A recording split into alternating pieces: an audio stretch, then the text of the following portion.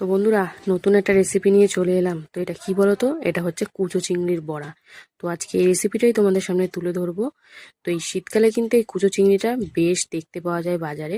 তো কর্তামশাই নিয়ে এসেছিল। তো এখন চলো, এটাকে দেখো ভালো করে পরিষ্কার করে ধুয়ে নিয়েছি। এবার এটাকে সুন্দর করে মেখে নেওয়ার পালা। তো প্রথমে দিলাম লবণ, তারপরে দিলাম হলুদ, পরিমাণটা বুঝিয়ে দেবে। তারপরে দিলাম পেঁয়াজ কুচি, লঙ্কা কুচি। তো সব পরিমাণ মতন দিয়ে দিলাম। তারপরে এর মধ্যে যাবে এবারে কি যাবে, এটা বড়া করতে গেলে কি লাগে, এই যে বেসন। তো বেসনটাও দিয়ে দিলাম পরিমাণ অনুযায়ী। এরপর দিয়ে দিলাম ধনেপাতা কুচি। এখন সুন্দর করে সব কিছুর সাথে মিশিয়ে আগে মেখে নেব, যদি জল লাগে তারপরে একটু জলের ছিটা দেবো। তো দেখো মাখা কিন্তু কমপ্লিট হয়ে গেছে। এবারে দেখো কড়ার মধ্যে দিয়ে দিয়েছি বড়ার আকারে। এবার উল্টে পাল্টে লাল লাল করে ভেজে নিতে হবে।